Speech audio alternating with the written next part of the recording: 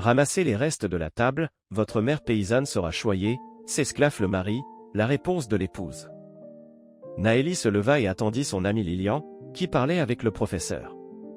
La jeune fille regarda l'école et dit au revoir à l'école avec plaisir, elle avait terminé la 11e année. Naëlie comptait déjà chaque jour depuis 6 mois lorsqu'elle quitterait les murs de l'établissement scolaire. La jeune fille sourit amèrement et se dit qu'avant, elle aimait apprendre et aller à l'école avec plaisir, mais que tout avait changé du jour au lendemain. C'est parce que le père de la jeune fille buvait de l'alcool fort depuis aussi longtemps qu'elle se souvenait. Et puis, à des fins éducatives, Sam avait l'habitude de les battre, elle et son frère aîné, avec une ceinture. Quand Naëlie et Matthew étaient petits, ils se cachaient derrière les jupes de leur mère et c'est elle qui recevait tous les coups. En grandissant, lorsqu'ils voyaient leur père rentrer à la maison en état d'ébriété, ils essayaient de se cacher de lui. Cela mettait Sam en colère et il s'en prenait à sa femme, Zendaya. Les enfants s'en aperçurent, mais ils ne purent rien y faire et se contentèrent de pleurer en se cachant dans un endroit isolé. Ils souhaitaient à ce moment-là qu'un héros de conte de fées vienne sauver leur mère. Naëlie et son frère grandirent et demandèrent souvent à leur mère pourquoi elle tolérait les coups de leur père. La femme souriait et répondait que lorsqu'il grandirait, il comprendrait. Naëlie ne comprenait pas les réponses de sa mère et, un jour, elle lui a demandé. « Maman, mais tu souffres physiquement, pourquoi ne divorces-tu pas de ton père ?» demanda la fille. La fille. « Tu vois, mais j'aime ton père. Et n'oublie pas qu'un dicton populaire dit que si un mari bat sa femme, c'est qu'il l'aime, a dit ma mère. Quel amour que de couvrir ses bleus avec du fond de teint. Je ne voudrais certainement pas avoir ce genre de relation avec mon futur mari, a déclaré sa fille avec passion. Attends, tu dois d'abord grandir, et tu verras ensuite quand tu te marieras, lui a appris sa mère. Le temps passait, Matthew allait déjà sur ses 18 ans et était maintenant un garçon, lorsque son père fit craquer sa mère, il prenait déjà sa défense. Zendaya se rendit compte que son fils essayait de la protéger de son propre mari. Elle disait souvent à Matthew de ne pas s'approcher de lui lorsque son père était en colère. Le fils lui répondait qu'il ne supportait pas de voir son père se comporter de manière inappropriée. Et la femme avait très peur qu'un jour Matthew ne puisse plus le supporter et qu'il lève la main sur son père. Et ce jour arriva. Sam revint du Calim de mauvaise humeur et, au lieu d'une bouteille de vin blanc, il reçut 1 kilo de boulettes et quelques boîtes de billets. Sa femme s'en réjouit, car c'est une aide précieuse pour la famille, car son mari ne travaille nulle part, et elle travaille comme postière et reçoit un petit salaire. C'est donc avec enthousiasme que Zendaya a accueilli le retour de son mari. Quelle bonne surprise! Il y a longtemps que nous n'avons pas mangé de boulettes, et maintenant je vais les faire et nous aurons un dîner royal, se réjouit Zendaya. Pourquoi réclamez-vous? Tu ferais mieux de me donner de l'argent pour une bouteille, a dit mon mari avec colère. Je n'en ai pas, chérie. J'ai quelques centaines d'euros dans mon sac pour le pain, et mon salaire n'est pas encore versé dans 3 jours, s'est immédiatement calmé la femme. Nous pouvons vivre sans pain. Les boulettes ont de la pâte, et c'est le même pain, dit-il en prenant le sac de sa femme, d'où il sortit une petite bourse. L'homme en sortit 200 et sourit de contentement. Zendaya s'en aperçut et se précipita vers son mari pour l'en empêcher, mais il la repoussa avec colère. La femme demanda en pleurant de garder l'argent, ce qui mit l'homme en colère. Sam frappa sa femme plusieurs fois sur la joue avec la paume de sa main. À ce moment-là, son fils, qui venait de rentrer du travail, est entré dans la pièce et a entendu le bruit. Matthew a immédiatement compris la situation et s'est jeté sur son père pour l'empêcher de frapper à nouveau sa mère. Mais Sam avait déjà poussé sa femme avec force, et celle-ci tomba sur le sol, sa tête heurtant le mur. Zendaya gémit faiblement, mais Matthew se jette sur son père. Le chef de famille, voyant que son fils voulait le frapper, repoussa le garçon. C'est alors qu'une bagarre éclata entre eux. Zendaya cria qu'il s'arrête et se leva du sol pour faire cesser la bagarre.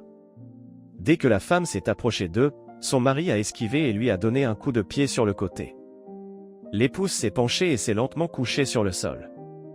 Lorsque Matthew a vu sa mère affalée, hurlant de douleur, il s'est précipité dans la cuisine et a saisi un couteau. Le jeune homme y est retourné et, dans un accès de rage, a poignardé son père à plusieurs reprises et ne s'est précipité vers sa mère que lorsque son père s'est effondré. Zendaya a pris la main de son fils et lui a demandé d'appeler une ambulance. Une ambulance et la police sont arrivés sur les lieux peu après. La femme a été transportée en ambulance à l'hôpital, mais Sam a été emmené à la morgue, car il est décédé des suites de ses blessures. Matthew a été emmené au poste par les forces de l'ordre jusqu'à ce que les circonstances soient éclaircies. Naëlie a découvert tout cela en rentrant d'une promenade. La jeune fille a été informée par sa voisine, qui avait été invitée en tant que témoin. Naëlie a essayé d'obtenir plus d'informations de la part de sa voisine, mais elle a dit qu'elle ne connaissait pas tous les détails. La jeune fille a remercié la vieille dame et est rentrée chez elle, et ce n'est qu'à ce moment-là qu'elle a laissé couler ses larmes. Elle se rendit compte que pour l'instant, elle ne saurait rien de concret tant qu'elle n'aurait pas vu sa mère. Et elle ne pouvait pas la voir, car à ce moment-là, la navette pour la ville ne fonctionnait plus et il n'y avait pas d'argent pour un taxi. La jeune fille n'a pas fermé l'œil de la nuit, elle se demandait ce qui s'était passé. Dès le matin, elle prend le premier vol pour la ville. Au bout d'un moment, Naëlie est déjà dans la chambre de sa mère. Zandéa lui raconte ce qui s'est passé. La femme sanglote parfois convulsivement, essayant de retenir ses sanglots. Lorsque Zandéa a tout raconté à sa fille, celle-ci a commencé à sortir du lit en disant qu'elle ne resterait pas à l'hôpital. Naëlie a essayé de confronter sa mère, en disant qu'elle avait déjà parlé à un médecin et que celui-ci avait rapporté que la victime avait un bras cassé et une commotion cérébrale. La mère l'a regardé tristement après les paroles de sa fille et lui a dit à voix basse, « Tu ne comprends pas? Tu ne comprends pas? Ton père n'est plus en vie et ton frère sera puni pour ce qu'il a fait, dit-elle. Mais ta fuite ne changera rien, tu ne ressusciteras pas ton père, tenta de la raisonner sa fille. Tu as raison sur ce point, mais je dois voir mon mari partir. C'est mon mari et il mérite un enterrement digne de ce nom, s'écrie la femme. Maman, je me fiche de mon père, parce qu'il te maltraitait tout le temps, et nous avons aussi été maltraités par lui et par mon frère. Et maintenant, il a failli te faire du mal, et tu continues à penser à lui, s'indigne-t-elle. Arrête de dire du mal de ton père. Personne ne t'a donné le droit de faire ça, dit sa mère d'un ton sec, avant d'ajouter un peu plus doucement, quand tu aimeras un homme de tout ton cœur, tu me comprendras. Et j'ai aimé ton père, dit ma mère, les larmes aux yeux. Zandéa sortit bientôt de l'hôpital sous couvert d'un récépissé.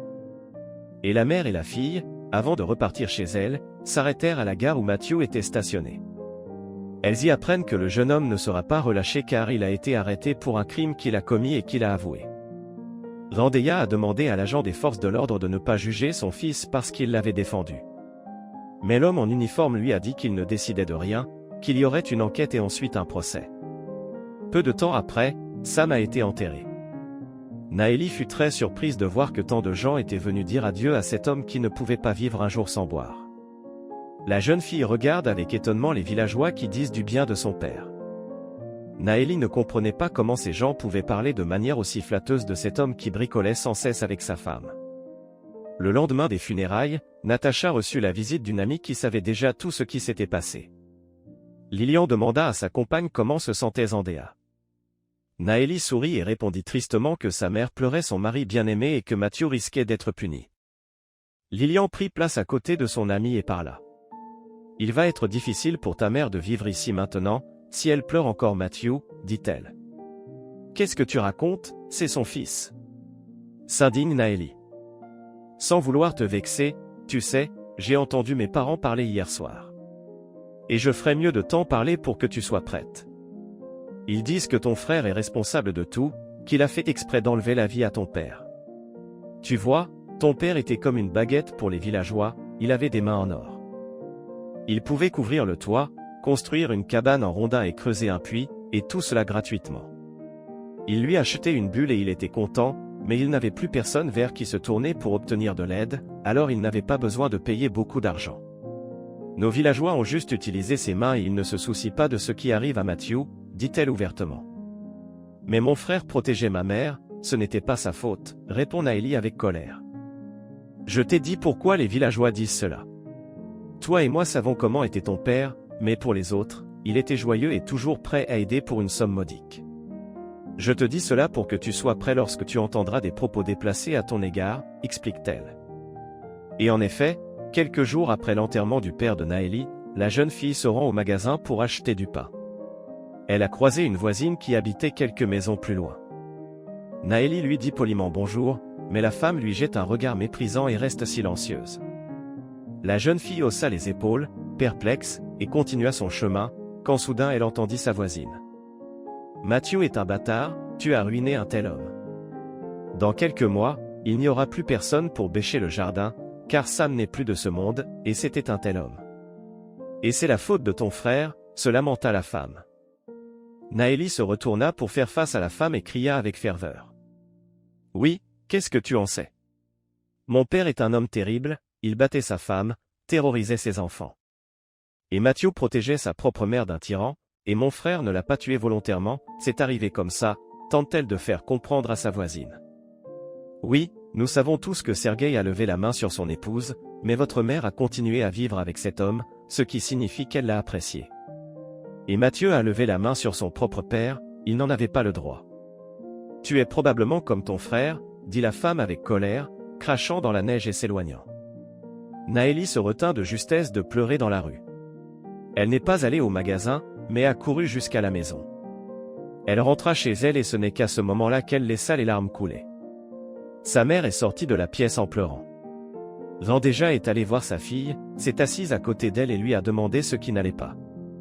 La fille a tout raconté en détail. La mère prit sa fille dans ses bras et lui demanda de se calmer, puis lui dit doucement. Sois patiente, mon rayon de soleil. Tu sais qu'il y a des mauvaises langues dans le village, alors tu as une dame qui ne peut pas attendre pour dire des méchancetés. Attends, le temps passera et les passions se calmeront. Toi et moi, nous devons nous préoccuper de Mathieu maintenant, parce que l'enquête est en cours et que le procès va bientôt avoir lieu, dit-elle. Il est certain qu'il sera condamné à une peine de prison. Comment allons-nous vivre sans lui? Je vais finir l'école et aller en ville, et tu seras toute seule, s'inquiète sa fille. C'est bon, ne t'inquiète pas pour moi. Bon, je vois que tu n'as pas acheté de pain. Viens, je vais vite faire des crêpes, dit la femme. Un procès a rapidement eu lieu. Mathieu a été condamné à plusieurs années de prison. Naëli et sa mère sont restées de marbre en entendant la sentence. Elles avaient espéré que la punition ne serait pas aussi sévère. Vendéja a repris ses esprits au bout de quelques minutes et s'est mis à gémir. Alors que Mathieu était emmené hors de la salle d'audience, il a crié à Natalka de s'occuper de sa mère.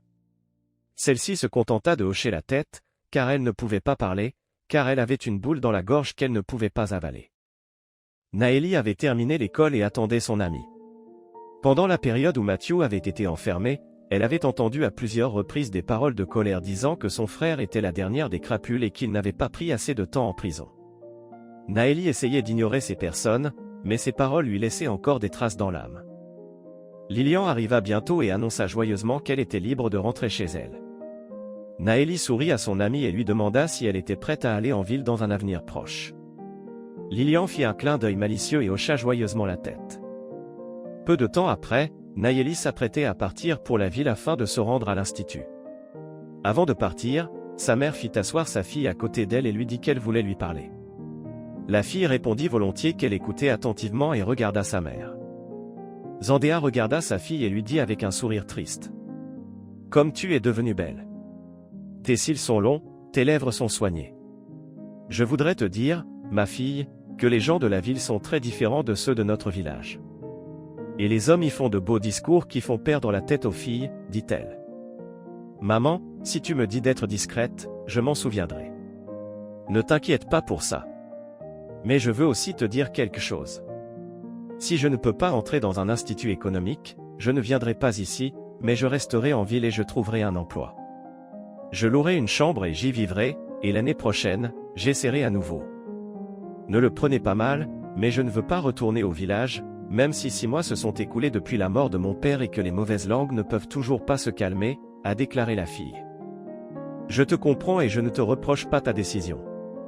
Peut-être que tu auras une bonne vie là-bas, et moi je passerai ma vie ici, mon mari est enterré ici. J'attendrai Mathieu, ce ne sera pas facile pour lui quand il sera libéré, j'espère qu'après tant d'années tout sera oublié, soupira Zandéa. Et en peu de temps, Naëli était partie. Elle n'avait pas pu entrer, elle n'avait pas eu quelques points. Naëli appela sa mère et lui raconta tout. Zandéa compatissait avec sa fille et lui disait de garder la tête haute, et lui demandait d'appeler Naëli plus souvent et de tout lui rapporter. Après cet appel, elle a appelé son amie, qui s'était également inscrite, mais dans une autre ville. Naëli a raconté à Lilian son échec et lui a demandé comment elle allait. Son amie lui a répondu avec joie qu'elle était entrée dans un institut pédagogique et qu'elle allait bientôt commencer à enseigner. Les deux jeunes filles décident alors de rester en contact et de se raconter tout ce qu'elles ont vécu. Naëlie partageait sa chambre avec une fille qui n'avait pas non plus réussi à entrer à l'institut. Elles sont devenues amies juste avant les examens et se sont bien entendues. La fille vivait dans le village voisin de celui de Naëlie et ne voulait pas non plus rentrer chez elle, elle s'appelait Snezana. Naëlie a immédiatement décidé qu'il fallait trouver un emploi, car elle s'est rendue compte que le salaire de sa mère ne suffirait pas à subvenir à ses besoins. Elle s'est également rendue compte qu'elle devait aider sa mère en ce moment, car Zandéa économisait de l'argent pour aller chez son fils. Natacha a eu la chance de trouver un emploi immédiatement, elle a été embauchée dans un petit magasin. La journée de travail s'étendait de 8h du matin à 8h du soir. L'horaire de travail était le suivant, 2 jours de travail et 2 jours de repos. Cela lui convenait très bien. Cependant, après avoir travaillé pendant le premier mois, Naëlie a été désagréablement surprise par un audit qui a révélé une pénurie. La jeune fille ne comprend pas ce qui se passe. Entre-temps, le directeur du magasin a prélevé la somme manquante sur les salaires de Naëlie et de son employé. Lorsque la jeune fille a reçu l'argent, elle a constaté qu'un tiers de son salaire avait été déduit. Naëlie était très contrariée, car elle voulait s'acheter des bottes pour l'automne qu'elle avait regardées et en envoyer à sa mère. La jeune fille a décidé que ce mois-ci, elle n'achèterait pas de nouveaux vêtements, mais qu'elle le ferait le mois prochain. Naëlie décida de ne pas parler à sa mère de la pénurie, afin de ne pas la contrarier une fois de plus. Un autre mois s'écoula. L'audit est à nouveau effectué et il y a à nouveau un manque à gagner. Lorsque Naëlie entendit le montant, elle ne put le supporter et pleura. Elle ne comprenait pas pourquoi il y avait des manques aussi importants, car elle et sa remplaçante ne prenaient pas d'argent à la caisse. Les larmes de la jeune fille n'ont pas soulagé le directeur. Le directeur a de nouveau déduit du salaire près de la moitié des finances en guise de remboursement de la pénurie. La jeune fille a alors annoncé sa démission, car elle ne voulait pas travailler gratuitement. Naëlie réfléchissait à l'endroit où elle allait travailler. Elle ne voulait pas se lancer dans le commerce, elle avait terriblement peur de devoir travailler un mois de plus et de devoir à nouveau payer la moitié de son salaire. Elle a donc décidé d'essayer d'être serveuse. Naëlie a trouvé ce travail presque au centre de la ville, dans un café confortable. Tout lui convenait, sauf qu'il était très éloigné de la maison où elle louait une chambre. Très vite, la jeune fille court dans le café, de table en table, dans son uniforme. Au bout d'un mois, elle reçoit un salaire tout à fait convenable. Naëlie transféra immédiatement l'argent à sa mère. Quelques semaines s'écoulèrent encore. La jeune fille se rendit au travail comme d'habitude. Elle enfila son uniforme et sortit dans le hall, où le premier visiteur était déjà entré. Il s'agissait d'un homme d'âge moyen en costume d'affaires. La jeune fille s'est approchée de lui et lui a demandé poliment ce qu'il voulait manger. L'homme a regardé la serveuse avec intérêt et a fait la moue. « Dites au cuisinier qu'Alex est là et il me préparera quelque chose », a dit l'homme. « D'accord, comme vous voulez », dit la jeune fille un peu étonnée. Elle travaillait ici depuis plus d'un mois et c'était la première fois qu'elle voyait ce visiteur. Naëlie se rendit dans la cuisine et transmit la demande de l'homme au cuisinier. Le cuisinier sourit et prononça. « Cela fait longtemps qu'Alex n'est pas venu ici. Venez à la cuisine dans une dizaine de minutes et la commande sera prête, » dit le cuisinier. Naëlie apporta bientôt plusieurs plats sur un plateau à son visiteur et plaça le tout devant l'homme. Alors qu'elle s'apprête à s'éloigner, l'étranger lui fait signe de s'asseoir à côté de lui.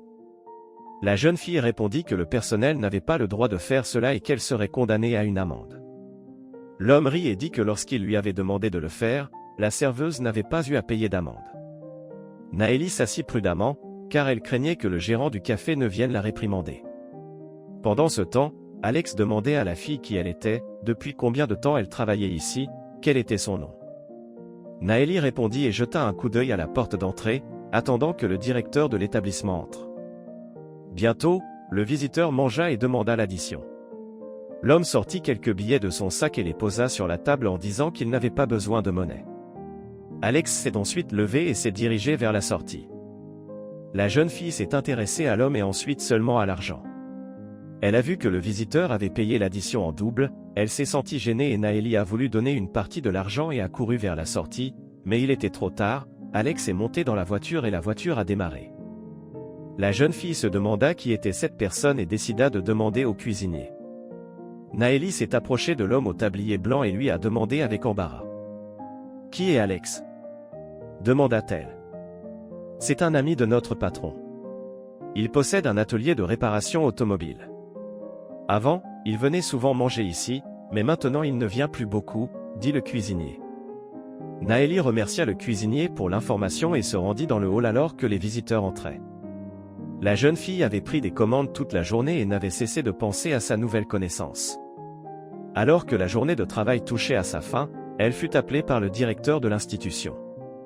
Effrayée, elle entra dans le bureau de l'homme et lui demanda ce qui s'était passé. Irland a regardé la serveuse en souriant et lui a dit « Vous avez été formidable aujourd'hui. Vous avez été formidable aujourd'hui. Un ami est venu manger chez moi et c'est vous qui l'avez servi. Il a été très élogieux à votre égard. J'ai l'impression que vous lui avez fait tourner la tête, a déclaré le directeur. Alex a donné beaucoup d'argent pour la commande, je devrais le rembourser, dit la jeune fille, embarrassée.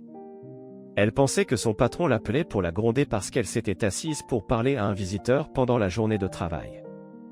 Il sait parfaitement combien d'argent il a laissé pour la commande, vous n'avez donc pas à vous en préoccuper. À l'avenir, si Alex paie, ne prenez pas d'argent, ce sera la maison qui paiera. Il y aura un autre client qui ne sera pas facturé, vous le verrez bientôt, c'est aussi mon ami, prévint Irland. Merci de m'avoir prévenu, dit Naëli. À ce moment-là, la porte du bureau s'ouvrit et une Alex souriante entra.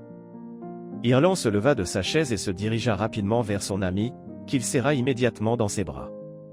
Puis le directeur de l'établissement dit en souriant. Je vois que tu as passé de bonnes vacances à la mer. Et le bronzage te va bien, dit le chef. La jeune fille regarda alors sa nouvelle connaissance et s'apprêtait à s'éclipser sans se faire remarquer, lorsqu'Alex lui demanda doucement de s'attarder. Naëli regarda son patron d'un air confus et celui-ci acquiesça. Pendant ce temps, Alex se tourne vers son ami. La journée de travail touche à sa fin. Laisse-moi voler une de tes serveuses un peu plus tôt, dit l'étranger. Je suppose que tu parles de Naëli. Pas de problème, mais seulement si la fille le veut, répondit Irland. Croyez bien que nous allons quitter votre bureau et que je vais pouvoir persuader cette beauté de me laisser la raccompagner, sourit Alex. Eh bien, tentez votre chance, dit Irland en riant. Après ces mots, Alex proposa à Naëli de quitter le bureau et, dès qu'ils furent sortis, l'homme sourit aimablement et demanda la permission de raccompagner la jeune fille chez elle. Elle rit, puis marmonne. Je pense que vous avez pris votre décision sans moi. Et pourtant, si je refuse votre offre, que ferez-vous?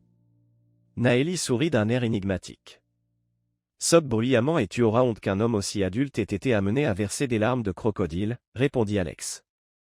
Tu sais, je ne suis pas sûr que tu doives me raccompagner. Nous pouvons discuter un moment à l'extérieur du café, dit-elle. Vous pensez que je suis un garçon pour rester à l'extérieur d'un café et parler à une belle femme?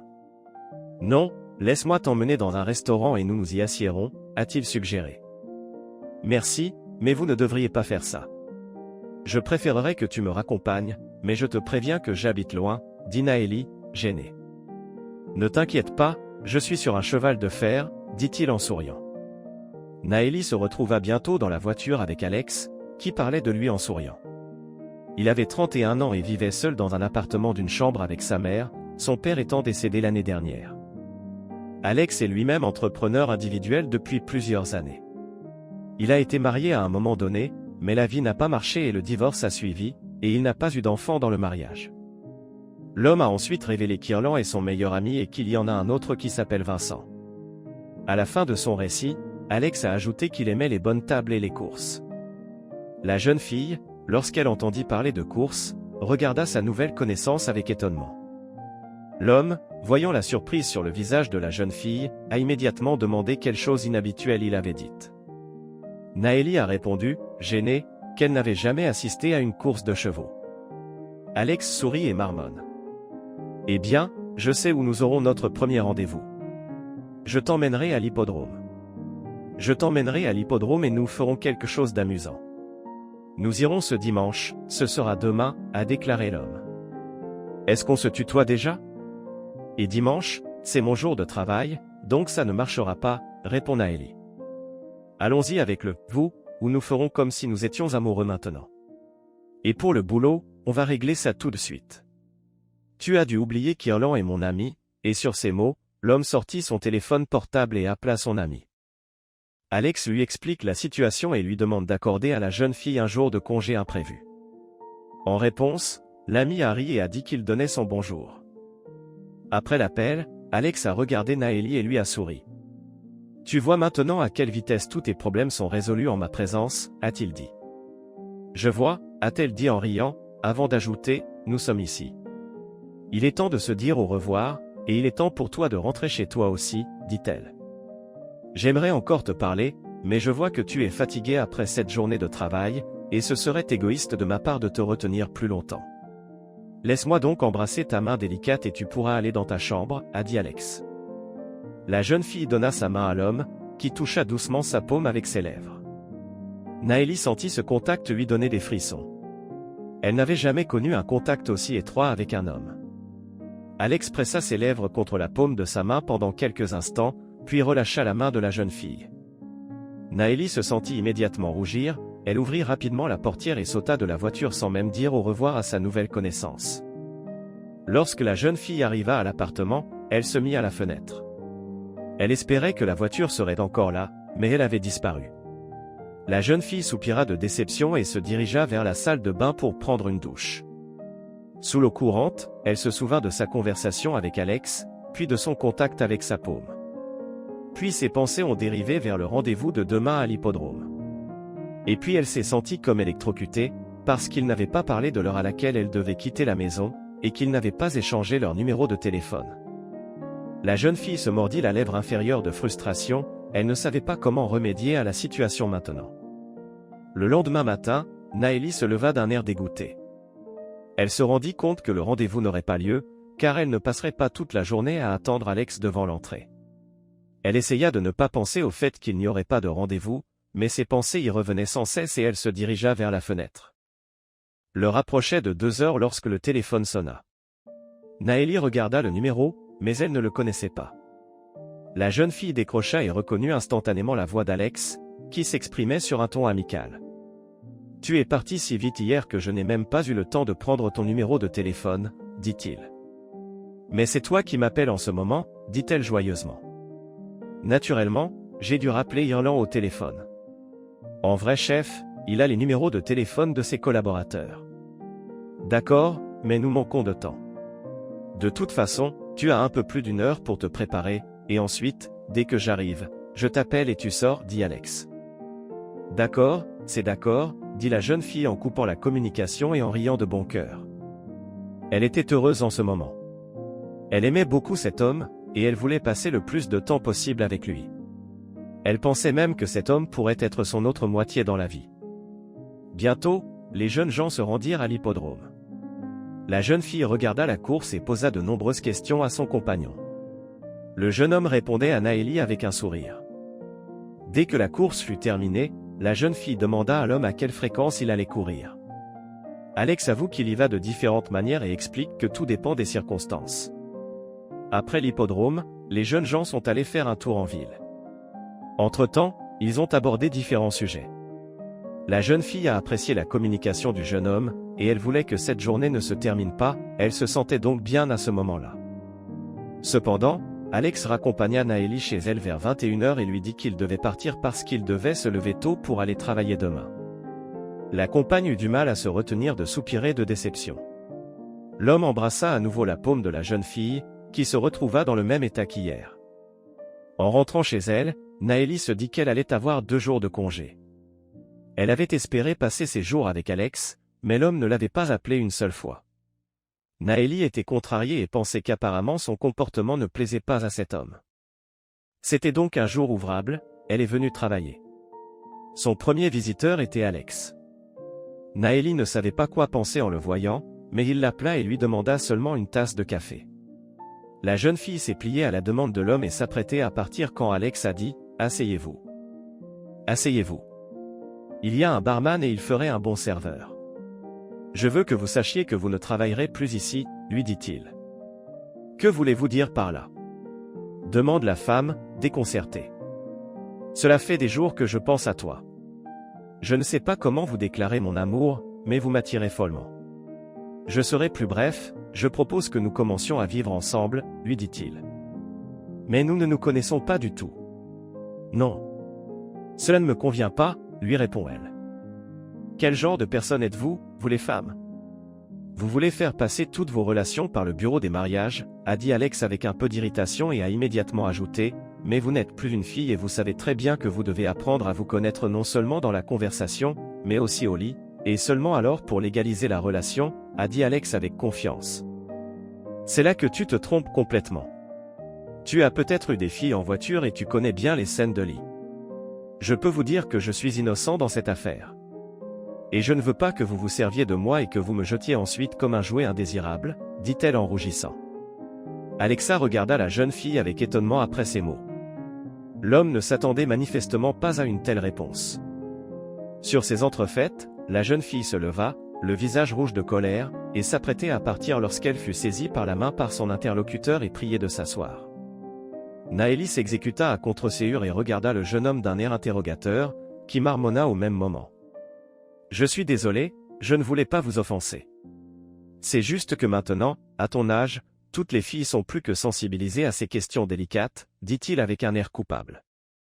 Pas tout le monde, je suis un individu vivant pour votre information, répondit-elle avec ironie. Vous vous êtes mal décrit. Vous êtes une vierge pieuse, ce qui est très rare de nos jours. Je suis étonné qu'une si belle fille n'ait jamais eu de véritable relation avec un homme. Je comprends votre colère maintenant. Bien, et pendant une semaine, je serai ton petit ami, nous verrons comment notre relation évolue, et si nous sommes toujours attirés l'un par l'autre, je te ferai une proposition officielle et nous nous marierons, a-t-il conclu. Ai-je dit que j'étais attiré par toi? Lui a-t-elle demandé. Ne rendez pas les choses plus difficiles qu'elles ne doivent l'être. Admets que je t'attire, je l'ai senti quand j'ai embrassé ta paume. Tu n'as pas besoin d'être timide parce que cela ne te convient pas, réponds-moi honnêtement, qu'est-ce qui t'attire chez moi? Demande-t-il en souriant. Oui, mais parlons d'autre chose, dit-elle, fâchée contre elle-même. Je suis d'accord. L'autre sujet, c'est ton travail. Je ne veux pas que ma petite amie travaille comme serveuse, dit Alex. Mais je ne suis pas encore ta petite amie. Et j'ai besoin d'argent, et tu le sais, expliqua Naëlie. Je te donnerai les moyens de payer la chambre et la nourriture. Et n'oublie pas que si tout se passe bien, nous deviendrons bientôt mari et femme. Et je n'aime pas que ma femme travaille, je veux être accueilli à la maison par une belle femme de bonne humeur et pas fatiguée, a-t-il dit. Laissez-moi au moins travailler cette semaine, lui a-t-elle demandé. D'accord, et pas un jour de plus, a-t-il accepté. La semaine passa vite, Alex venant la chercher au café quand Naëlie travaillait et la ramenant chez elle. L'homme appelait tous les jours et demandait invariablement comment elle avait passé son jour de congé lorsqu'il ne venait pas. Et la jeune fille l'informait joyeusement qu'elle étudiait un livre de cuisine. Une semaine plus tard, l'homme a fait une demande officielle à la jeune fille, qu'elle a acceptée avec enthousiasme. Sur l'insistance de l'élu, Naëlie a ensuite quitté son emploi. La jeune fille a d'abord informé sa mère de ses fiançailles, qui était incroyablement heureuse que sa fille ait rencontré la personne qu'elle préférait. Ensuite, Naëlie a appelé son ami et lui a également annoncé son mariage imminent. Lilian a chaleureusement félicité son ami et a promis d'assister au mariage. Bientôt, Naëlie et sa future belle-mère, qui vivaient dans un appartement de 3 pièces, se présentèrent l'une à l'autre. Margot s'avère être une femme charmante qui lui souhaite la bienvenue dès la première rencontre. Naëlie est heureuse d'avoir eu une relation amicale avec la mère de son amant dès le premier jour. Puis la jeune fille a fait la connaissance du 3e ami de l'élu de son cœur. Il s'agissait d'un jeune homme de 27 ans qui s'appelait Vincent. L'ami d'Alex a tout de suite apprécié la beauté de la jeune fille et a dit à son ami que s'il avait su qu'il y avait une si jolie serveuse qui travaillait pour lui, il serait arrivé ici bien plus tôt qu'Alex. Natacha fut ravie du compliment de Vincent, mais son ami la regarda d'un air renfrogné. Lorsqu'il restait 2 semaines avant le mariage, la jeune fille a laissé entendre qu'il fallait aller chez sa mère pour qu'Alex puisse faire connaissance avec sa future belle-mère. L'homme a accepté à contre-séhur la proposition de l'élu, mais il s'est rendu compte qu'il fallait le faire. Un jour, les jeunes gens se rendirent au village. Lorsqu'Alex se retrouva en visite chez Andeil, il eut un petit mouvement de recul imperceptible. Naëlie présenta joyeusement son fiancé à sa mère, puis commença à l'aider à mettre la table. Pendant ce temps, Alex regardait autour de lui. Lorsque la table fut mise, la maîtresse de maison invita le cher invité. Le futur gendre s'est assis et a regardé les plats remplis de nourriture devant lui, puis il a dit tranquillement. « Et ça, c'est un régal pour les fêtes? Des pommes de terre sautées avec des champignons, une tranche de saucisse bouillie bon marché, des cornichons en bocal et quelques salades que les ménagères rationnelles préparent habituellement pour l'hiver? Dit-il d'un ton dédaigneux. Natacha était gênée que sa personne préférée ait fait un tel commentaire sur la table de fête. Elle a regardé Alex et lui a murmuré que sa mère ne pouvait pas se permettre de trop manger. Elle a regardé Alex et lui a murmuré que sa mère ne pouvait pas se permettre de trop manger. Ce dialogue a été clairement entendu par la maîtresse de maison, qui a dit « Il n'est pas nécessaire de chuchoter. Ce n'est pas la peine de chuchoter. Je peux tout entendre. Alex, je sais que tu es probablement habitué à d'autres plats exquis, mais je garde les choses simples. Je n'élève pas de poulets et je ne veux pas les acheter au magasin, parce qu'ils ne savent pas de quoi ils sont nourris. On peut acheter chez les voisins, mais ils vendent trop cher. Et il y a encore une chose, je crois que votre fiancé vous a dit que votre frère est en prison. J'économise donc lentement mon argent, car la route est longue jusqu'au nord et les billets sont très chers. Alors toi, ma chérie, ne m'en veux pas d'avoir fait une table aussi négligente. La femme s'est excusée, mais elle était en colère contre l'élu de sa fille. Maman, ne t'inquiète pas, tout va bien. Alex va goûter vos pommes de terre et il va les adorer. C'est juste qu'il ne sait pas à quel point tu les fais bien, s'exclame Naëlie en regardant son petit ami avec un visage sérieux. L'homme se rendit compte qu'il avait mis son compagnon en colère, il prit une cuillère et y déposa des pommes de terre. Puis Naëlie lui tendit une fourchette et le regarda d'un air sérieux. Alex a pris la fourchette et a mangé quelques pommes de terre, puis il a souri d'un air fatigué et a dit « Je crois que j'ai été prompt à dénigrer mon compagnon. Je crois que j'ai vite fait de dénigrer la table. Les pommes de terre sont délicieuses. Je serais heureux si ma femme pouvait les faire aussi bien, a dit Alex. » Après cette phrase, Zendéa a souri et a commencé à poser à son futur gendre des questions sur le mariage. Alex répond en jetant de temps en temps un coup d'œil à sa montre. La propriétaire l'a remarqué et a demandé depuis combien de temps le couple était arrivé. L'invité répondit poliment qu'il serait sur le chemin du retour dans quelques heures. Zendéa soupira tristement, la femme plus âgée avait espéré qu'il passe la nuit chez elle, et elle était également impatiente d'avoir un peu d'intimité avec sa fille, ce qu'elle dit à haute voix. Naëlie, voyant que son amant ne mangeait pas, lui proposa de regarder la télévision pendant qu'elle aidait sa mère à débarrasser la table. Dès qu'elle s'est retrouvée seule avec sa mère, la jeune fille s'est immédiatement excusée pour le comportement de son fiancé. La mère a souri en retour et a dit « Ce n'est pas grave que ton jeune homme se soit trompé. C'est bien que ton jeune homme ait dit la vérité. Cela aurait été bien pire s'il l'avait fait dans son dos. » Alex a dit ce qu'il pensait, a déclaré Zendaya. Mais il a quand même eu tort, dit la fille en regardant sa mère d'un air coupable. Tu ferais mieux de me dire depuis combien de temps tu le connais? À quel point le connais-tu? Demande ma mère. Cela fait environ 1 mois et demi que je le connais, je crois que je l'ai toujours connu, a répondu ma fille en souriant. Pourquoi veux-tu l'épouser après si peu de temps? Es-tu vraiment enceinte? Dit la vieille femme d'une voix effrayée. Maman, nous n'avons eu que quelques baisers. Je vis même dans un appartement loué. Nous avons convenu que tout se passerait après le mariage. Et nous voulons tous les deux vivre ensemble, c'est pourquoi nous sommes pressés de nous marier. Je regrette seulement que mon frère ne soit pas présent au mariage, mais il est au courant de tout et m'a souhaité beaucoup de bonheur. Puisque toi et Alex allez bien, je suis heureuse pour vous et je vous bénis d'un cœur pur, dit-elle à sa fille en la serrant dans ses bras. Les jeunes gens quittèrent bientôt le village. Sur le chemin de la ville, Naëlie dit à l'élu qu'il s'était mal comporté avec sa mère. Alex fronça les sourcils et dit avec irritation qu'il ne s'attendait pas à voir une habitation aussi miteuse. La jeune fille a jeté un regard furieux à son interlocuteur et lui a demandé de ne plus parler de la maison de sa mère sur ce ton à l'avenir. L'homme regarda sa maîtresse et rit doucement en marmonnant. « Tu es tellement bien dans ta colère que je pourrais t'embrasser tout de suite. »« Ne me fais pas la tête, dit-il. » Le temps passa vite et le jour du mariage arriva. Il y avait beaucoup de gens du côté du marié que la jeune fille ne connaissait pas. Du côté de Naëlie, il n'y avait que sa mère, une amie et la fille avec qui elle louait un appartement. Immédiatement après le mariage, Naëlie est allée vivre avec son mari.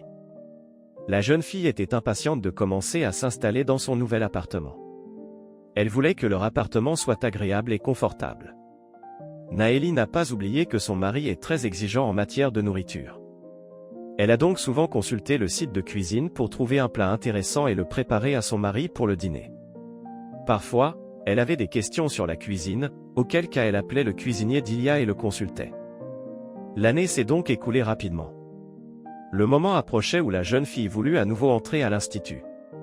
Elle en a parlé à son mari la veille. Alex regarda sa femme avec surprise et lui demanda pourquoi elle avait besoin de mâcher le granit de la science. Naëlie a répondu avec perplexité, « Je dois avoir une certaine éducation. Je dois avoir une certaine éducation. Qu'est-ce que je vais faire pour le reste de ma vie ?» dit la jeune fille. « Chérie, arrête tes élucubrations. D'autres filles rêvent de vivre et de ne rien faire, et toi tu parles d'étudier. Tu ferais mieux de toujours ressembler à ce que tu as l'air d'être. Tu sais combien c'est agréable pour moi de sortir avec toi. J'entends les gens dire que tu as un diamant et c'est tout ce qu'ils disent de toi. Et Vincent se languit toujours de toi, il n'arrive pas à se remettre du fait qu'il ne t'a pas rencontré avant moi, dit Alex. Parfois, j'ai l'impression que ce n'est pas moi que tu as épousé, mais mon physique. Mais parlons sérieusement de l'école. Tu ne crois pas qu'il serait agréable pour moi de m'asseoir sur ton cou et de ne pas avoir d'argent pour les dépenses supplémentaires, lui reprocha Naëlie. Tu auras bientôt un travail. J'ai quelques idées, mais c'est encore à l'étude. Je pensais ce que j'ai dit à propos des études, c'est n'importe quoi. Tu ferais mieux d'étudier un livre de cuisine, tu en auras bientôt besoin, recommanda-t-il. Naëlie comprit qu'elle allait devoir oublier ses études. La jeune femme ne veut pas entrer en conflit avec son mari à ce sujet. Elle décida donc de rester à la maison pour le moment et d'être une bonne épouse et une bonne ménagère. 6 mois se sont encore écoulés. Pendant ce temps, la mère de la jeune fille est allée voir son fils en prison. L'ami de Naëlie a épousé un homme d'affaires. Les amis s'appelaient encore souvent et se racontaient les nouvelles. Lilian demandait souvent à son amie quand elle allait donner naissance à son premier enfant. Natacha avait beau lui mentir que ce n'était pas encore le moment, même si elle rêvait d'être mère, son mari s'y opposait. Il lui a dit qu'elle devait d'abord se débrouiller financièrement avant de penser aux enfants. L'homme a même forcé sa petite amie à prendre des pilules contraceptives pour le plaisir. Quelques mois plus tard, Naëlie était assise à la maison et regardait un programme pour femmes. L'émission montrait une mère heureuse qui avait donné naissance à des triplés. La jeune femme a involontairement pleuré d'émotion.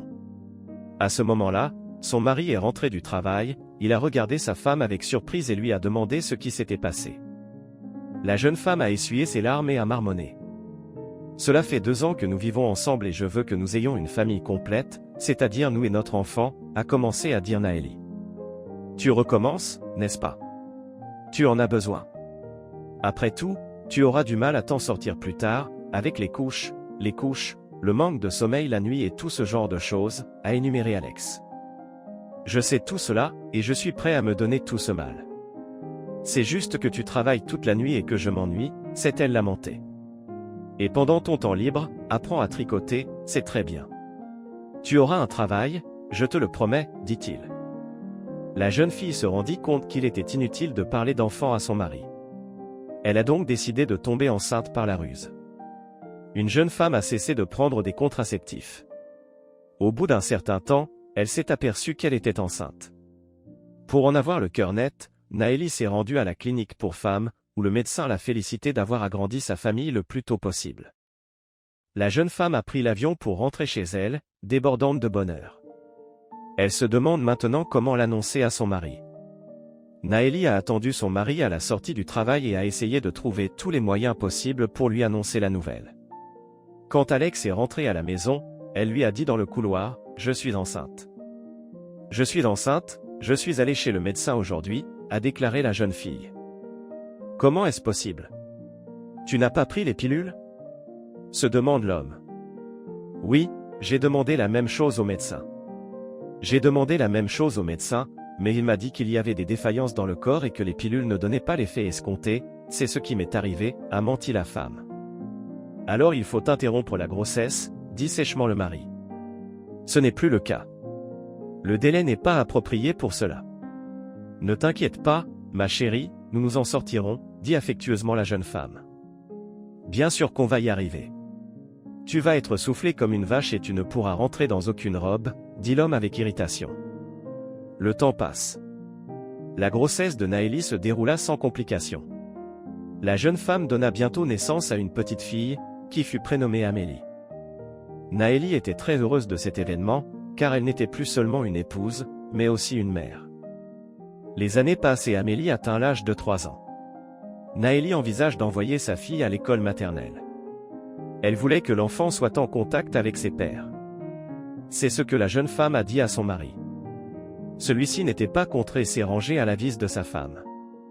Et dès qu'Amélie est entrée au jardin d'enfants, Naëlie a parlé de travail avec l'élu de son cœur. Alex n'aimait pas ce genre de conversation, car il n'avait rien contre le fait que sa femme l'attende à la maison après une journée de travail. Cependant, cette fois-ci, la bien-aimée s'est montrée persévérante et l'a dit à son mari. « Que tu le veuilles ou non, je vais chercher du travail. Je dois toujours te supplier pour de l'argent et je n'aime pas ça, dit-elle. Allez, tu ne me parleras plus jamais comme ça. Je t'ai dit plus d'une fois que je te trouverai un travail. Sois patiente encore 1 an. J'ai de l'argent de côté et je veux ouvrir un restaurant. J'ai vu comment Irland a fait fortune dans ce domaine, il a déjà ouvert un restaurant. J'en suis toujours au même point, a-t-il déclaré. Mais tu ne connais rien à ce métier, lui répond sa femme, déconcertée, avant d'ajouter, il vaut mieux investir dans quelque chose que l'on sait faire. Dans ton cas, il s'agit d'un atelier de réparation automobile, a-t-elle conseillé. Je comprendrai avec le temps, d'autant plus qu'Irland, en tant qu'ami, m'a promis de m'aider. Je ne t'ai pas seulement dit d'apprendre le livre de cuisine. Tu seras administratrice dans le restaurant que nous allons ouvrir, a-t-il dit. Après cette conversation avec son mari, Naëlie a retrouvé le moral. Elle en a parlé à sa mère, puis à son amie. Elle l'a également dit à sa belle-mère, qu'elle voyait souvent. Margot accueillait toujours sa belle-fille et était heureuse que Naëlie lui rende visite avec sa petite-fille. Et une fois de plus, lorsque la belle-fille est venue chez sa belle-mère, la propriétaire s'est adressée à la jeune femme. « Ta mère et moi nous appelons souvent. Et quand nous parlons de toi, elle t'appelle souvent Naëlie, mais cela ne te choque pas. » demande ma belle-mère. « Pas du tout, ma mère m'appelle si affectueusement. C'est très agréable pour moi quand elle le dit, dit-elle. Alors je t'appellerai aussi Naëlie, tu es comme une fille pour moi. Tu viens me voir plus souvent avec Amélie, parce que je m'ennuie, et que mon fils et ses affaires sont toujours occupés, soupire-t-elle tristement. D'accord, maman. J'essaierai de sortir plus souvent. Et je parlerai à Alex pour qu'il vienne me rendre visite plus d'une fois par mois, dit Naëlie. Quelques années passèrent encore et Alex ouvrit un restaurant.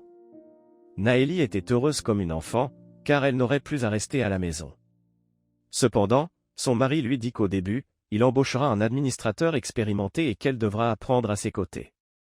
Naëlie n'a pas discuté avec son mari, car elle n'avait pas l'habitude de s'opposer à lui au cours de ses années de vie conjugale. Cela faisait environ 1 an que le restaurant rapportait à peine. Alex se rendit compte que si les choses continuaient ainsi, il ferait tout simplement faillite. L'homme commence à rentrer à la maison de mauvaise humeur. Il a parfaitement compris qu'il fallait changer le concept du restaurant.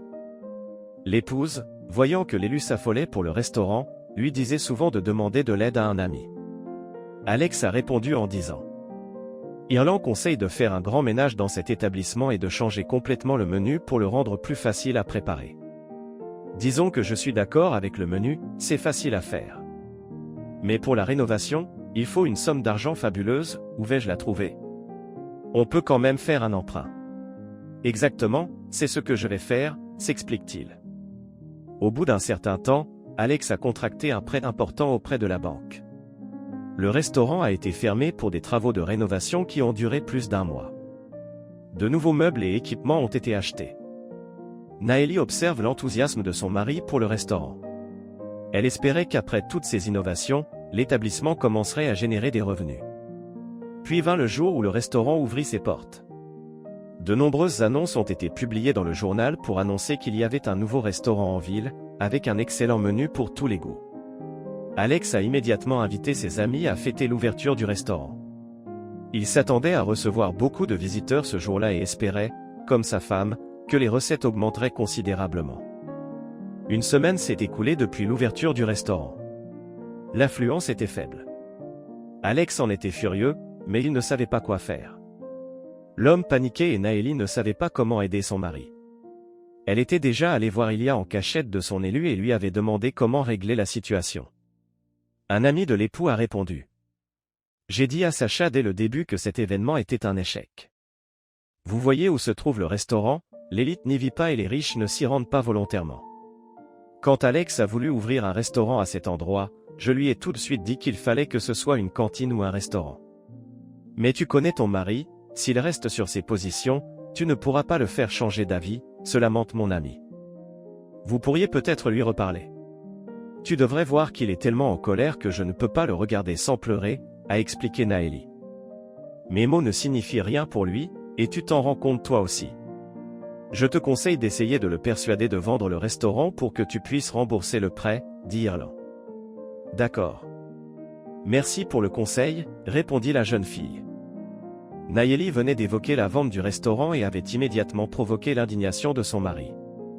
Pour la première fois, il l'engueule et lui dit grossièrement de se mêler de ses affaires.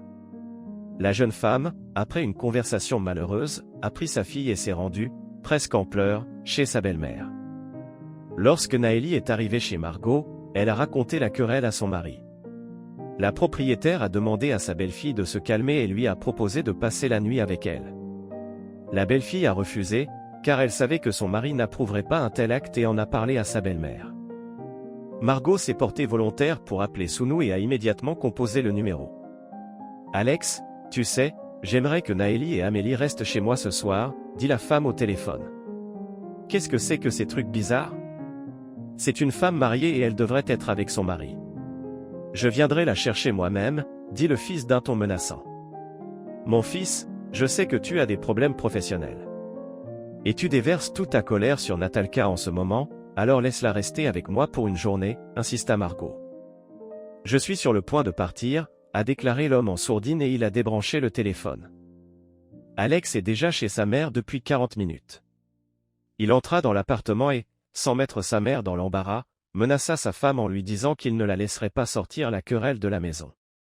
Naëlie a dit tranquillement qu'elle était venue chez sa belle-mère pour parler de ses problèmes. Alex a réagi en disant « Ce qui se passe dans notre famille doit rester entre nous. Ce qui se passe dans notre famille doit rester entre nous, entre toi et moi. Ne mêle pas ta mère à tout ça. Tu comprends ?» dit-il avec colère. « Oui », dit la jeune femme avec crainte. Après cet incident, Naëlie se rendit compte qu'elle ne connaissait pas complètement son mari. Quelque part dans son cœur, elle a même commencé à avoir peur de son mari. La femme rêvait que sa vie avec son mari reprenne son cours habituel, qu'il profite de chaque jour. Au bout d'un certain temps, Alex est revenu du restaurant d'humeur maussade. Et puis, comme par hasard, il avait un prêt à payer, mais il n'avait pas d'argent. Les revenus de l'atelier de réparation automobile ne couvraient pas tous les frais, et ceux du restaurant étaient absolument minuscules. L'homme reçoit des appels fréquents de la banque qui exigent le remboursement de sa dette. Lorsqu'un autre appel a suivi, Alex a répondu et, après avoir raccroché, il s'est tourné vers sa femme. C'est décidé, il faut vendre le restaurant avant qu'il ne soit trop tard. Cela fait 2 mois que je n'ai pas pu payer les salaires de mes employés. Ce n'est pas la peine de continuer cette affaire si elle ne rapporte rien, se plaint-il.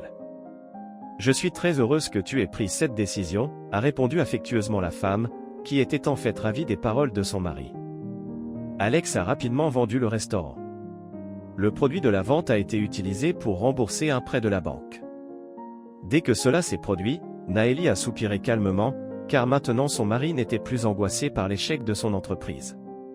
Cependant, la jeune femme souhaitait toujours secrètement travailler avec son mari, mais elle se rendit compte que ce dernier supprimerait son désir à la racine. C'est alors que Naëlie a trouvé une solution, la jeune fille a commencé à gagner de l'argent sur Internet.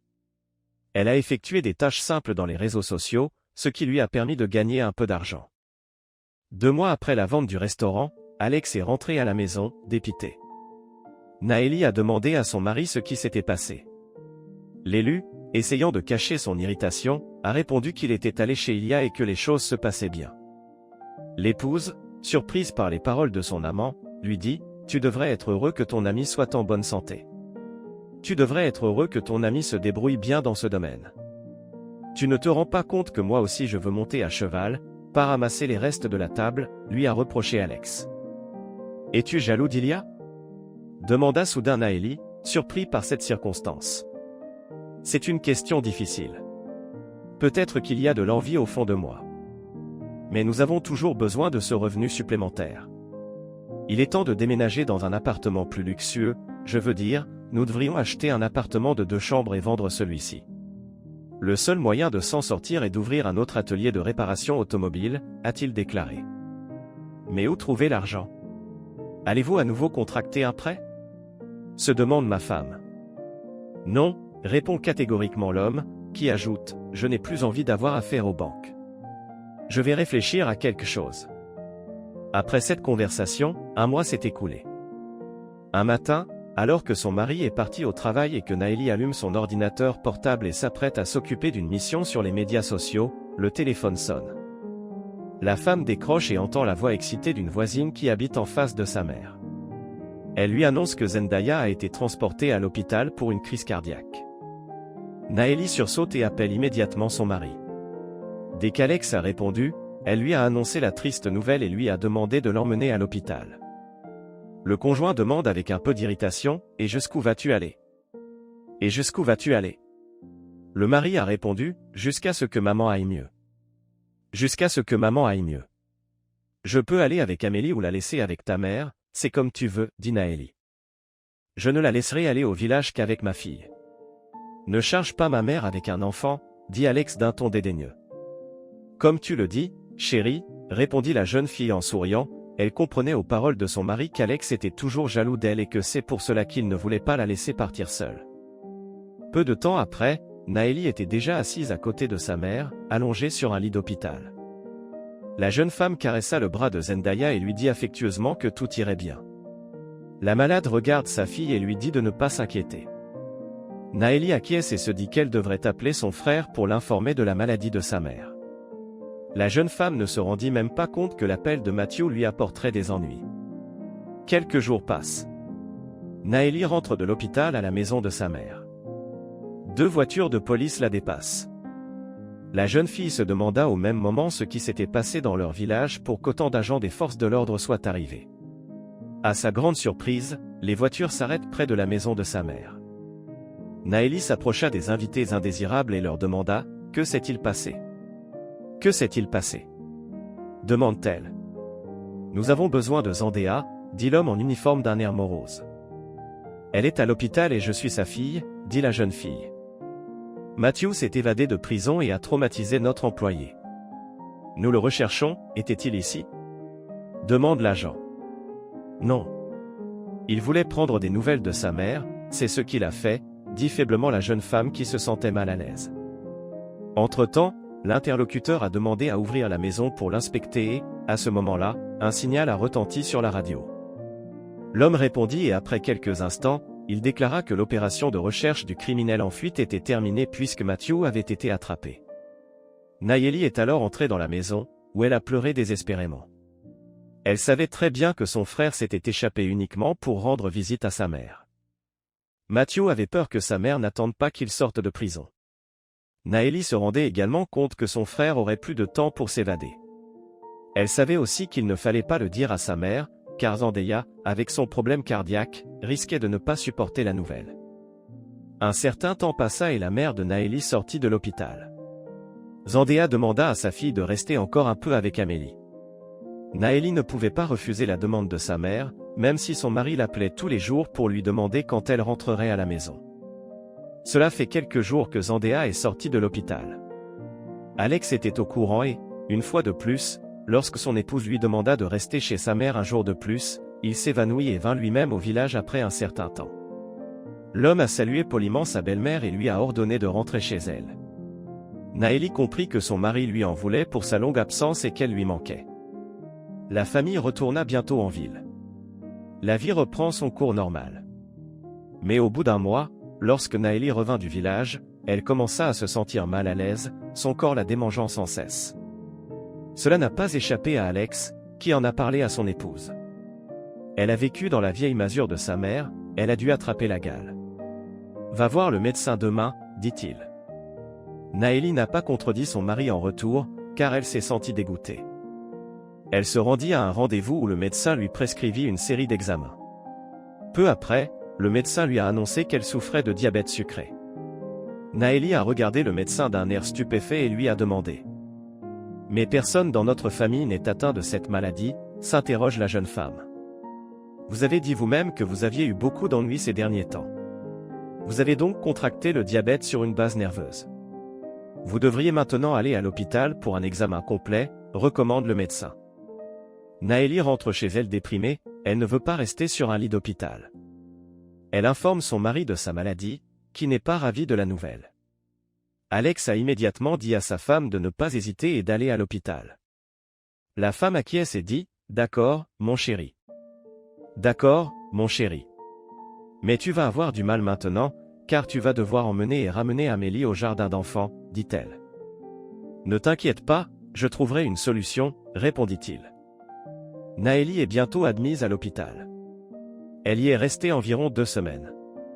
Lorsqu'elle est sortie de l'hôpital, le médecin lui a donné une ordonnance et lui a expliqué comment prendre le médicament. Le médecin a également conseillé à la jeune fille de s'inquiéter le moins possible. Naëlie aurait été heureuse de vivre sans s'inquiéter, mais sa fille a eu une crise d'appendicite. Elle a été hospitalisée d'urgence. Naëlie s'est inquiétée de l'état de sa fille et, dès qu'Amélie est sortie de l'hôpital, elle s'est sentie mal et est retournée à l'hôpital. 7 mois se sont écoulés depuis que Naëlie a découvert sa maladie. Pendant cette période, elle a pris un peu de poids parce qu'elle prenait des hormones. Si certaines de ses connaissances lui ont dit que ses kilos en trop ne faisaient qu'ajouter du charme à sa silhouette, Alex lui a fait remarquer d'un ton caustique qu'elle se transformait peu à peu en vache. Après ces paroles, Naëlie a pleuré et son mari, pour atténuer sa dureté, a dit « Pas de larmes. Pas de larmes. Je te demande simplement de ne pas prendre plus de poids et de surveiller ton poids. Tiens un carnet et pèse-toi tous les jours. Et maintenant, je veux te dire une chose heureuse, dans une semaine, j'aurai un deuxième atelier de réparation automobile et nous emménagerons bientôt, toi et moi, dans un appartement avec 2 chambres à coucher. J'ai déjà trouvé un acheteur pour cet appartement, a déclaré Alex. Mais où as-tu trouvé l'argent ? Demande l'élu, stupéfait. Tu devrais connaître les endroits, mais en attendant, commence à ranger tes affaires tranquillement, sourit-il. En peu de temps, Alex a déjà ouvert un deuxième atelier d'usinage. Puis la famille a emménagé dans un appartement de 3 pièces. L'emménagement dans un nouveau lieu de résidence a été un grand défi pour Naëlie. Elle avait peur de ne pas se faire d'amis parmi les voisins, de vivre trop loin de sa belle-mère, de voir sa fille entrer en CP et de ne pas avoir le temps de la préparer pour l'école à cause du déménagement. C'est ainsi que la femme s'est retrouvée de nouveau dans un lit d'hôpital. Lorsque son mari est venu prendre des nouvelles de son épouse, elle lui a demandé « Laisse ta mère t'aider à t'occuper d'Amélia. Laisse ta mère t'aider avec Amélie. Tu n'as pas assez de temps pour les tâches ménagères avec ton entreprise. Invite Margot à rester avec nous pendant mon absence, dit-elle. Je ne vais pas appeler ma mère, d'autant plus qu'elle s'en va. Je vais gérer cette situation moi-même, et Amélie ira bien, ne t'inquiète pas pour elle, insista-t-il auprès de Naëlie. Qu'est-ce qui se passe ? Elle ne m'a rien dit, vraiment, je ne l'ai pas appelée depuis un moment pour ce déménagement, Naëlie ne comprenait pas. S'il te plaît, ne dérange pas ta mère pour le moment. Quand tu sortiras de l'hôpital, je t'emmènerai la voir moi-même. C'est d'accord, insista-t-il. Je ne te dérangerai pas, comme tu veux, ma chérie, accepta-t-elle docilement. Naëlie sortit au bout d'un moment. Elle arriva chez elle et constata avec plaisir que l'appartement était en ordre. La femme se tourna vers son mari et lui parla affectueusement, disant qu'elle était fière de lui. Alex, à son tour, a tendu un carnet à son élu et lui a dit de commencer à noter les calories et le nombre qu'elle avait consommé dans la journée. Naëlie regarde son mari d'un air stupéfait et lui dit qu'il a perdu la tête. Alex s'est écarté, puis a fait un geste vers le miroir et a proposé à sa femme de s'y regarder. La femme s'est pliée à la demande de son mari et l'a regardé à nouveau. Voyant que son compagnon de vie était perplexe, le mari a marmonné « Tu as pris quelques kilos supplémentaires. Tu as pris quelques kilos en trop qui ne te mettent plus en valeur. Je n'ai pas besoin de t'expliquer cela évidemment, m'a-t-il reproché. Je ne comprends pas, tu m'aimes ou tu ne t'intéresses qu'à ma silhouette ? Décida-t-elle de demander. Les deux, alors arrêtons ce dialogue inutile, décida-t-il. Après ces mots, Naëlie s'est enfermée dans la salle de bain et a pleuré pendant un long moment. Elle se détestait d'être en surpoids et décida de prendre soin de sa silhouette sans s'apitoyer sur son sort. Ce n'est qu'après ces réflexions que la femme a pu se calmer et quitter la salle de bain. Le lendemain, Naëlie s'est levée tôt le matin pendant que son mari et sa fille dormaient, s'est pesée et a noté son poids dans un carnet. Puis elle a fait ses exercices matinaux. Pendant qu'elle faisait ses exercices, elle s'encourageait mentalement en se disant qu'elle le faisait non seulement pour l'homme qu'elle aimait, mais aussi pour sa santé. Ensuite, Naëlie a accompagné son mari au travail et sa fille à l'école. Elle commence à étudier le tableau des calories. La femme a décidé qu'elle cuisinerait pour elle seule et uniquement des aliments à faible teneur en calories. Elle a élaboré un menu et l'a placé bien en vue dans la cuisine. Plusieurs jours se sont écoulés. Naëlie a continué à faire de l'exercice tous les matins et à se faire à manger séparément du reste de la famille. Elle pense que tout va s'arranger et qu'elle va retrouver sa silhouette d'antan. Au bout d'une semaine, Naëlie est montée sur la balance et a constaté avec horreur qu'elle n'avait perdu que 260 grammes. Bouleversée par ce résultat, elle décide d'en parler à sa belle-mère. Celle-ci appelle Margot, mais l'interlocutrice n'est pas joignable. Lorsque son conjoint est rentré du travail, elle lui a dit qu'elle avait essayé d'appeler sa mère, mais qu'elle n'y était pas parvenue. Alex regarde alors distraitement sa bien-aimée et l'informe d'une voix calme que sa mère est partie vivre dans un autre pays. Naëlie a regardé son mari avec stupéfaction et s'est exclamée. « Comment cela se fait-il ? Pourquoi n'a-t-elle pas dit au revoir ? Pourquoi ne m'as-tu rien dit ?» Elle s'indigne. « C'est une longue histoire. Sois patient, maman va s'installer et elle t'appellera. C'est juste qu'elle s'est trouvée un petit ami et qu'il a proposé de partir dans son pays d'origine, et qu'elle a accepté.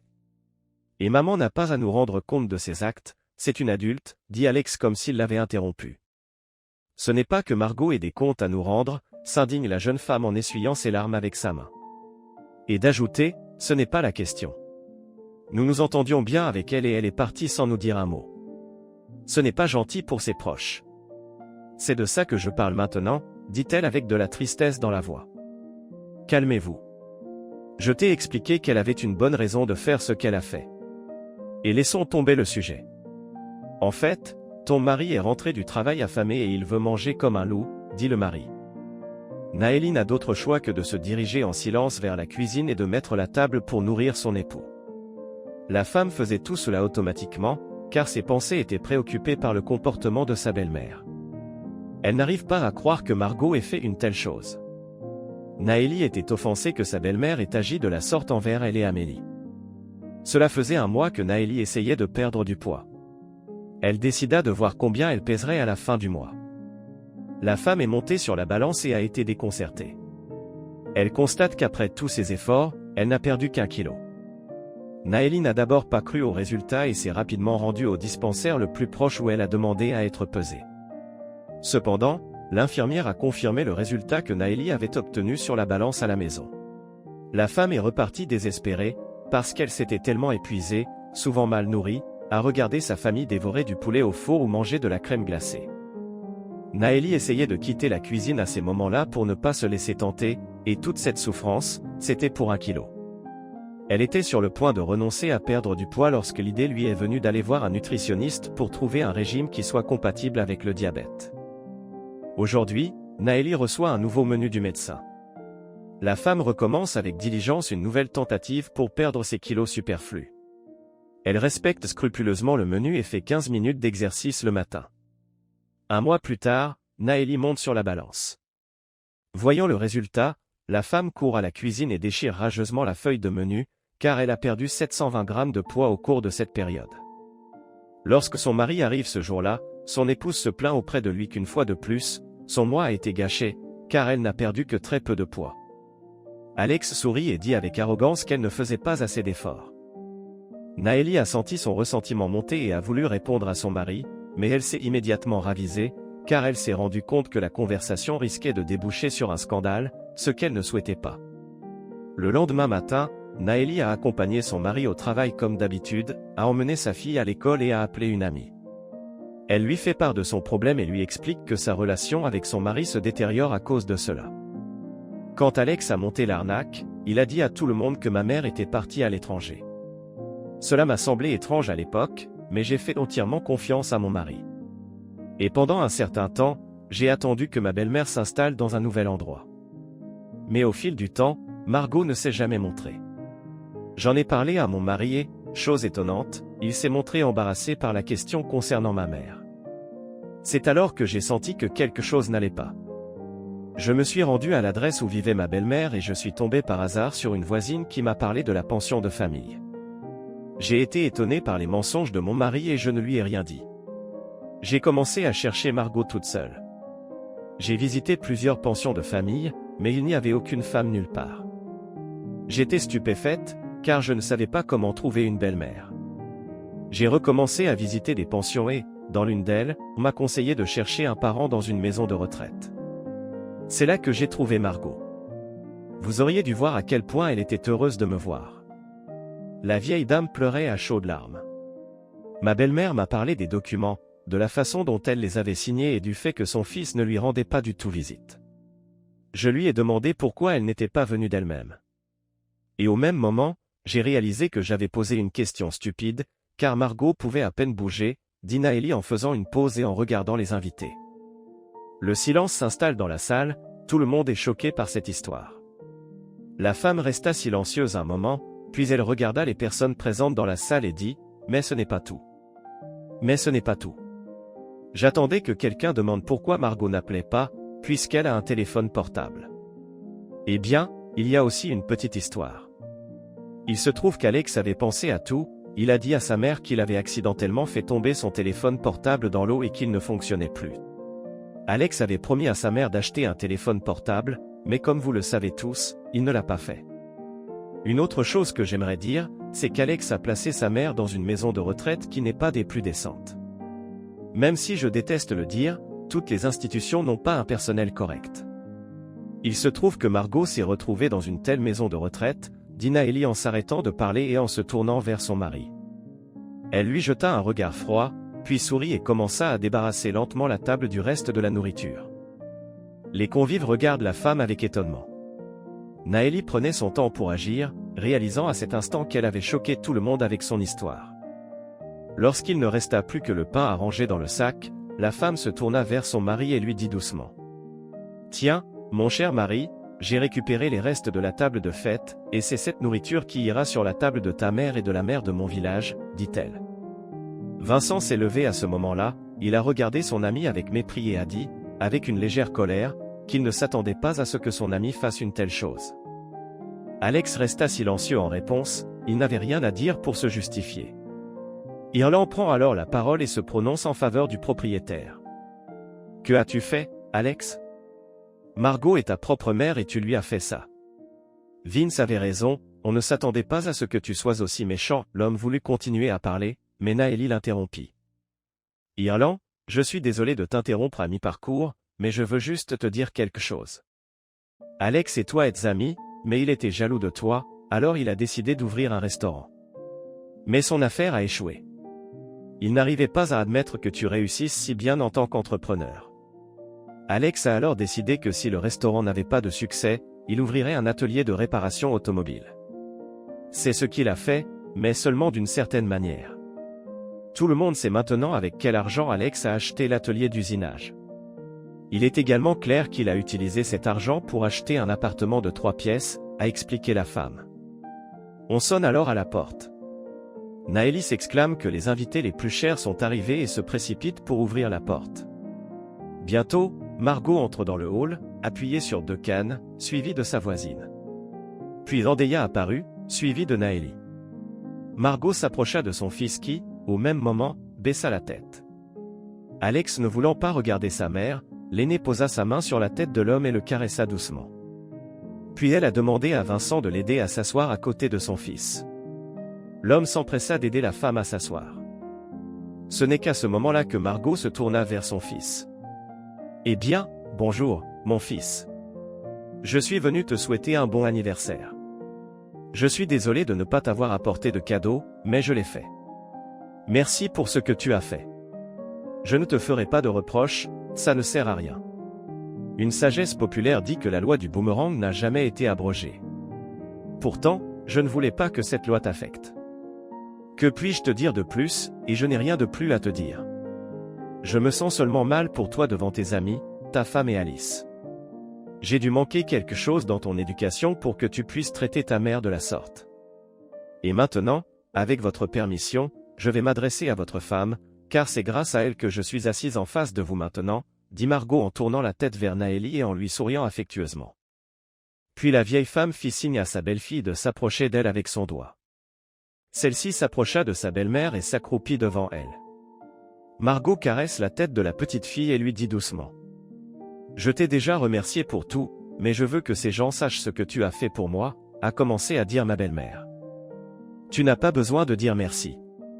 Je l'ai fait pour toi, parce que je t'aime et te respecte, » a répondu Naëlie, les larmes aux yeux. « Ne contrariez pas une vieille dame, ma chère. Vous êtes très intelligente. » Ici la femme fait une pause et regarde les invités, puis s'adresse à l'auditoire. « Ma belle-sœur m'a trouvé dans notre grande ville. Elle est passée par plus d'une institution avant de me trouver. Mais ce n'est pas le plus important, Naëlie m'a arraché à la maison de retraite et m'a emmené chez sa mère, dans le village. Puis elle nous a raconté comment son mari l'avait humiliée devant les invités. C'est à ce moment-là que nous avons décidé tous ensemble d'offrir un cadeau à mon fils lorsqu'il insultera à nouveau Natalka. Quelques jours avant les vacances, elle nous a emmenés en ville et nous a conduits chez mon ancienne voisine, qui nous avait accueillis pour l'instant. Nous devions lui dire toute la vérité, car les mensonges finiraient de toute façon par être révélés. La voisine a été choquée quand elle l'a appris, elle pensait que je vivais avec mon fils. Margot est restée silencieuse. Personne dans la pièce ne voulait dire quoi que ce soit. Cela a duré un quart d'heure, et le silence a été rompu par Alex, qui s'est levé et a dit avec colère, « Pourquoi faites-vous un monstre de votre vie? Pourquoi faites-vous de moi un monstre? Sais-tu ce que c'est quand ton meilleur ami devient plus riche chaque année? Ou savez-vous ce que c'est quand ma femme me désobéit et a un enfant contre mon avis?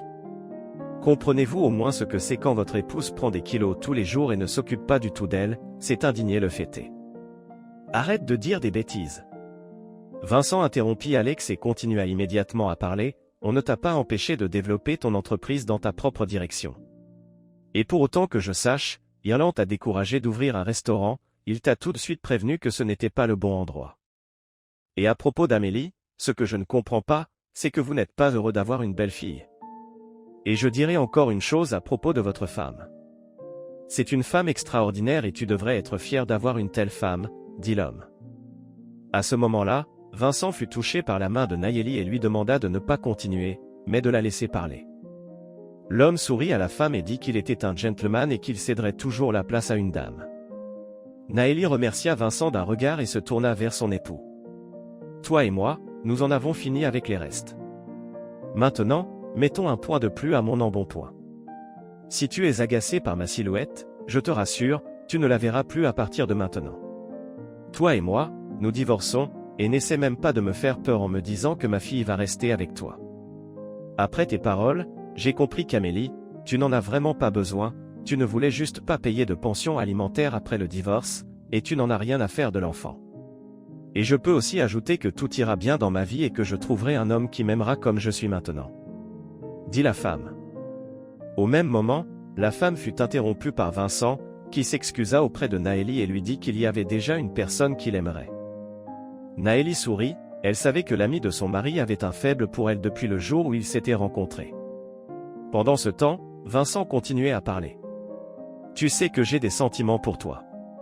C'est pourquoi je suggère devant tout le monde ici que tu divorces au plus vite et que tu me considères comme ton nouvel époux. Et crois-moi, ta silhouette me plaît encore plus qu'avant. Et je te promets que tu n'entendras jamais un mot blessant sortir de ma bouche. Je ne remplacerai pas le père d'Amélie, mais je promets d'être un bon ami.